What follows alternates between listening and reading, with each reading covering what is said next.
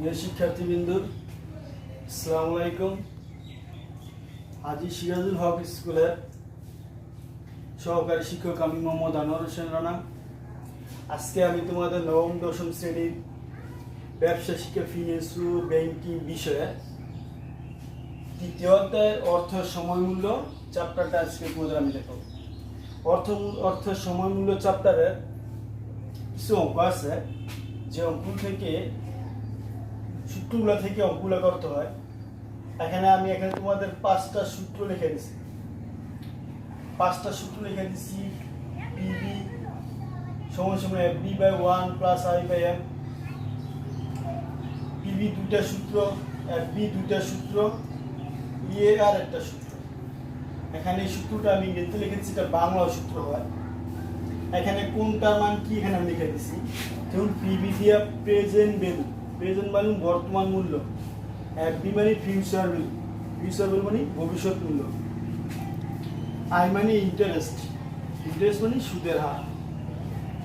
M মানে ইয়ার মানে বছর অথবা টাইম অথবা সময়, যে কোনো একটা হয়। এম এ মান্থ মানে কি মাস। আর ইএআর মানে এফেক্টিভ অ্যানুয়াল রেট, তার মানে তার বাংলা হলো প্রকৃত সুদের হার। এখানে পাঁচটা সূত্র থেকে যেভাবে অঙ্ক আসুক এই পাঁচটা সূত্র থেকে সব করতে পারবা। যেমন ধরো পিবি, এখানে দুইটা সূত্র। পিবি এখানে এই সূত্রটা হলো, যদি বছর বলে, বছর অথবা বার্ষিক বলে, বার্ষিক যদি বলে তখন এই সূত্র দিয়ে প্রয়োগ করতে হবে। আর এটা সূত্রটা প্রয়োগ করতে হবে মাস অথবা মাসিক চক্রবৃদ্ধি বলে, মাসিক চক্রবৃদ্ধি কথাটা বলে। আবার ঠিক এফবির ক্ষেত্রে কি বছর অথবা বার্ষিক বলে। আবার এটা কি কথা, মাস অথবা মাসিক চক্রবৃদ্ধি কথা উল্লেখ থাকলে, মাসিক চক্রবৃদ্ধি কথা উল্লেখ থাকলে এই দুটো সূত্র। মানে বছরে এখানে পিবির একটা সূত্র, এফবির একটা সূত্র। আবার যখন মাসিক চক্রবৃদ্ধি সূত্র যখন তখন পিবির একটা, এফবির একটা। আর ইএআর এটা প্রকৃত সুদের হার চাইবে, প্রকৃত সুদের হার যদি চায় তখন এই সূত্রটা প্রয়োগ করব। তাহলে শিক্ষার্থীবৃন্দ, সূত্রগুলো সবাই বুঝতে পারছো। এখন এই সূত্র থেকে আমি তোমাদের একটা অঙ্ক উঠাবো, যে অঙ্ক থেকে আমি এই সূত্র প্রয়োগের মাধ্যমে অঙ্কটা করবো। শুরু। আচ্ছা শিক্ষার্থীবৃন্দ, তারপরে তোমাদের আমি এখানে একটা প্রশ্ন উঠাই। যে সূত্রগুলো তোমাদের লিখে দিয়েছিলাম, এই সূত্রগুলো থেকে এখানে একটু প্রশ্নটা পড়ি। আমরা দেখো কি প্রশ্ন লিখছি। যে বিজয়বাবু তার পেনশনের 10 লক্ষ টাকা সোনালী ব্যাংকে 12.50% হার সুদে 6 বছরের জন্য জমা রাখতে গিয়ে বন্ধুর পরামর্শ অর্ধবার্ষিক চক্রবৃদ্ধিতে 12% হার সুদে একই মেয়াদে জনতা ব্যাংকে জমা রাখে। এখানে দুইটা প্রস্তাব। তো বিজয়বাবু প্রথম 10 লক্ষ টাকা সোনালী ব্যাংকে 12.50% জমা দিতে চাইছিল। এখন তার বন্ধু একটা পরামর্শ দিচ্ছে যে অর্ধবার্ষিক চক্রবৃদ্ধিতে 12% হারে সুদে জনতা ব্যাংকে জমা রাখতে পারো। এখন প্রশ্ন হলো, কোন ব্যাংকে টাকা জমা রাখলে তোমার জন্য ভালো হবে। এখানে দুইটা প্রস্তাব। তো দুইটা প্রস্তাব দুটাই করবি, যে কোন প্রস্তাবটা ভালো হয়। এখানে যে ব্যাংকে টাকা জমা রাখার পরে এখন আমরা এটা কি বর্তমানে জমা রাখবো, টাকাটা ভবিষ্যতে পাবো। তাহলে সূত্রটা হইব ভবিষ্যৎ মূল্য সূত্র হবে। তো ভবিষ্যৎ মূল্য সূত্র প্রথম বার্ষিক যে চক্রবৃদ্ধি সূত্রটা, প্রথম প্রস্তাব হচ্ছে বার্ষিক চক্রবৃদ্ধি, যেহেতু বছরের বলছে, যেহেতু এখানে কোনো মাসিক চক্রবৃদ্ধি উল্লেখ নেই, তাহলে প্রথম প্রস্তাব হবো বার্ষিক। তাহলে এফবি সমান PB by 1 plus I by N. এখানে দেখো, এখানে আমরা সাইক্লিক যে মানগুলো আছে, মানগুলো কীভাবে সেটা আমরা আগে বার করি। যেমন ধরো পিবি মানে কয় লক্ষ টাকা জমা দিব, 10 লক্ষ টাকা। তাহলে 10 লক্ষ টাকা পিবি লিখলাম। তারপর পিবি মান পরে কি আই মান বার করতে হবে। আই মানে সুদের হার। তাহলে সুদের হার কত পার্সেন্ট বলছে জায়গায়, সুদের হার বলছে 12.50% নাকি। তাহলে 12.50%। তাহলে এটারে অপশন দিয়ে বার করতে হবে, মান বার করতে হবে কীভাবে দেখো। তাহলে পার্সেন্টে মান বার করার নিয়ম হলো, যত পার্সেন্ট সময় 100 দিয়ে ভাগ দিতে হয়।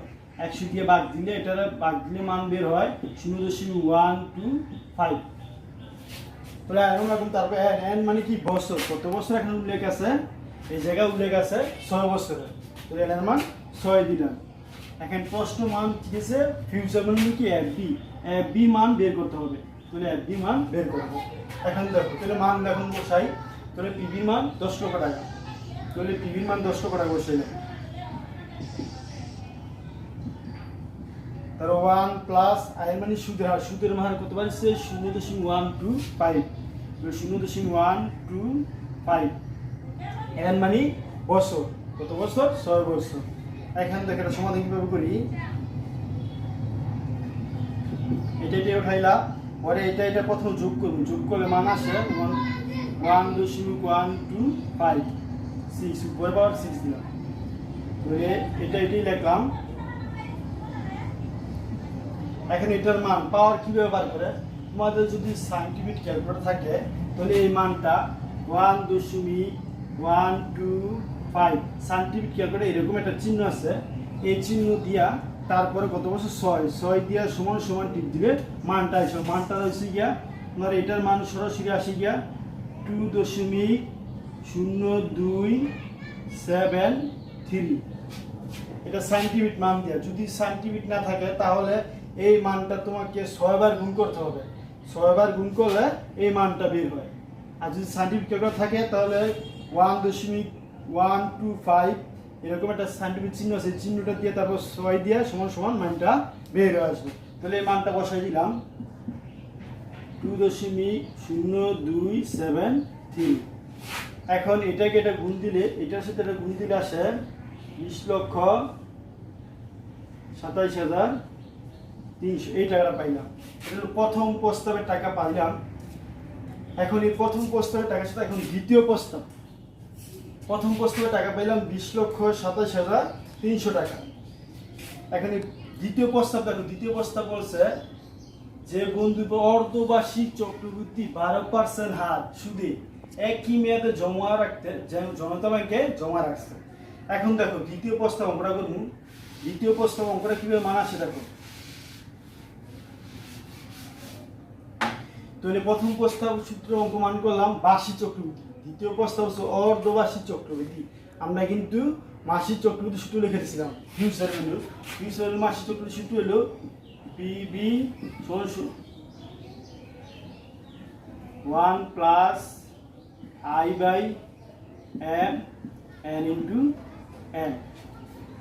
এন হলো চক্রবৃদ্ধি মানে মাসিক চক্রবৃদ্ধি সূত্রটা। তাহলে মাসিক চক্রবৃদ্ধি এখানে পিবির মান এখানে কয় লক্ষ টাকা জমা দেবো 10 লক্ষ টাকা, তাহলে এই 10 লক্ষ টাকা মানটা এখন বসে দিলাম। তারপরে এই জায়গায় আয়ের মান কত পার্সেন্ট, দ্বিতীয় প্রস্তাবের মান 12% বলছে, তাহলে 12% মান আসে এটা 100 দিয়ে ভাগ দিতে হবে, ভাগ দিলে আসে 0.12। এরপরে এন এর মান 6 বছর, এ মানে অর্ধবার্ষিক, অর্ধবার্ষিক মানে বছরে 2 বার পরে, তাহলে এম এর মান 2। তারপর প্রশ্ন চাইছে এফ বি।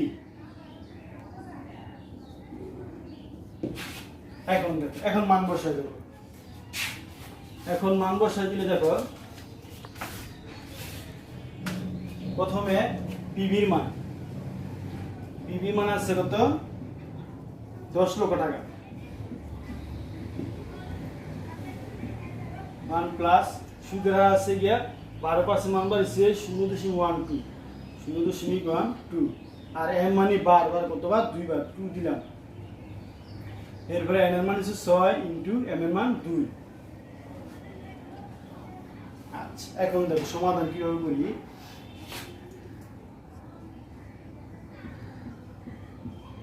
এটা লিখলাম, পরে এটা যোগ চিহ্ন দিলাম, পরে এটা প্রথমে ভাগ দিই, এটা প্রথম ভাগ দিলে আসে 0.06, এরপরে 6 দিয়ে 2 এর গুণ দিলে 6 মানে 12। তারপরে দেখো এরপরে এটা যোগ করব 1.06 আর এখানে 12। এখানে ওই যে তোমাদের আগেরটা শিখেছিলাম যে পাওয়ার মানটা যে ব্যবহার করে, এটার পাওয়ার দেখো কত আসে, এটা দা এটার 12 মানে কি 1.06, এই চিহ্নটা দিয়ে এটা 12 দশমিক সমান সাইন্টিফিক ক্যালকুলেটর মান বার করলে আসে 2.0122 এই মানটা। আচ্ছা এখন এই মানটা আছে এখানে বসাইলাম 2.0122। এখন তো এটা গুণ করলে আসে 20,12,200। এটা গুণ করলে এই মানটা আসছে। তাহলে শিক্ষার্থী বিন্দু এখানে দুইটা প্রস্তাব অঙ্ক বললাম। তাহলে প্রথম প্রস্তাবের অঙ্ক মান আমরা যেটা পাইছিলাম, প্রথম প্রস্তাবের মান পাইছিলাম 20,27,300।